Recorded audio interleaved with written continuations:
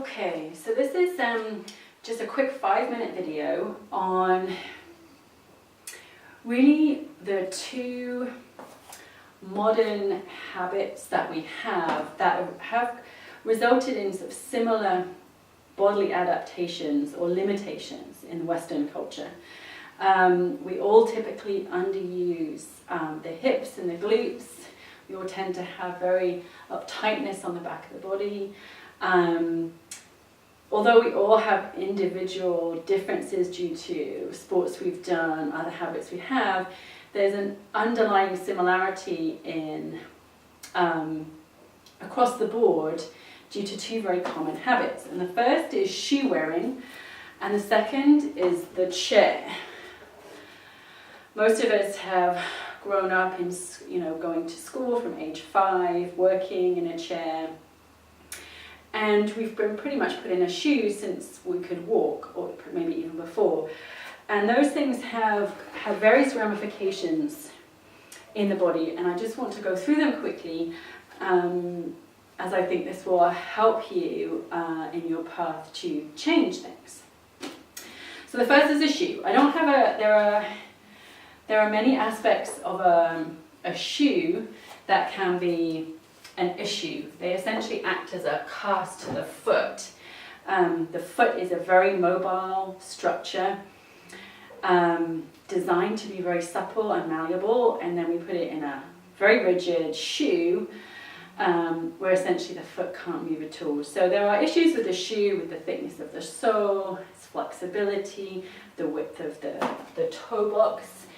And I won't go through all those today. I might do a post about it though. But I'm really going to focus today on the heel, which is possibly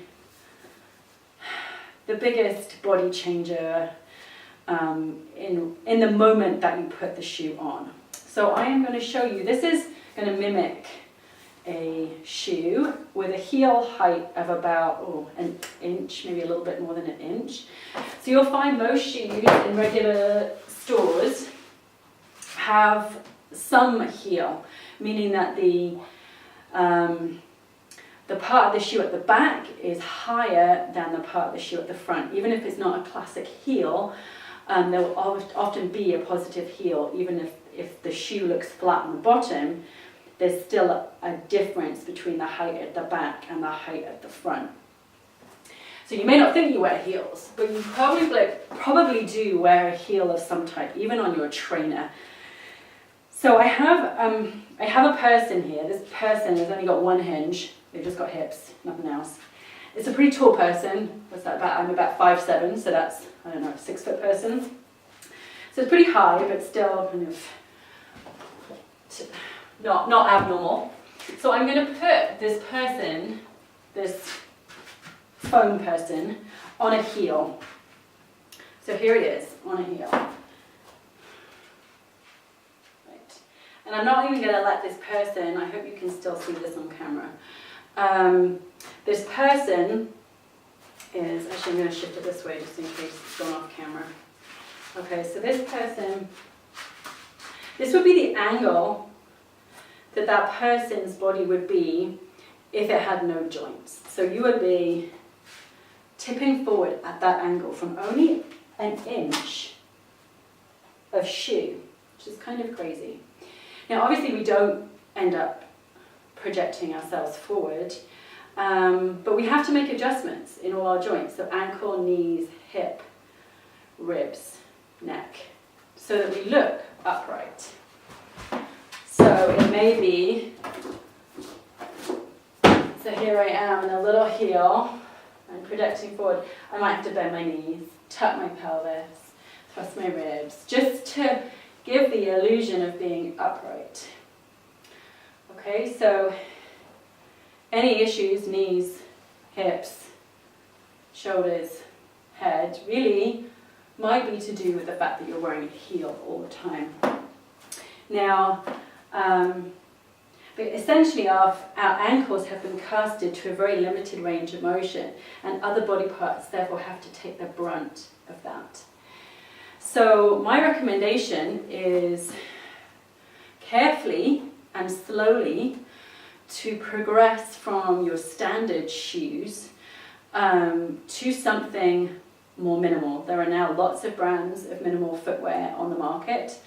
If you are a real high heel wearer, you want to be very slow and careful, because you will have shortened considerably the muscles on the back of the leg over the decades of your heel wearing. And your calves and your feet will be very unused to walking without a heel. So you need to go slowly and mindfully. And we can go through that. I can go through that in more detail. But I just wanted to give that as an overview. The other thing is the chair. So what happens is the body adapts to the most frequent positions you're in, your most frequented positions, I should say. And we typically are often in this knee flexion, hip flexion position. We're really, really good at this kind of 90-degree hip and knee flexion. And the body adapts to that position to make it easier because we do it such a lot. Which means that when we come out of it, we aren't necessarily able to straighten fully out. We think we do. But you saw in the earlier video of the pelvic thrust that you can't always come to a fully straight vertical position with the body very easily because you've adapted to the seated position. It exacerbates the effect of the heel because the calf muscle attaches above the knee. So every time you sit in a chair or wear a heel or both, you're putting slack or you're shortening, you're putting the calf in a shortened position which it adapts to. And the same with the hamstring muscles, which are on the back of the thigh and attached below the knee. And the hip has become very good at just doing this kind of small range of motion, and we have lost other ranges of motion in the hip. So you might have to sit in a chair for work or driving or whatever, but it's worth looking at your life and seeing if there are ways that you can sit in different ways, which brings different benefits to your hip joints. There's nothing wrong with resting, but perhaps you could rest on a lower stool or spend more time sitting on the floor, for instance, which gives your hips a different load. So just a little 5 minutes, 10 minutes about chair and shoes. It's just something to think about that you can do throughout your whole day. Is think about how you sit and how often you sit.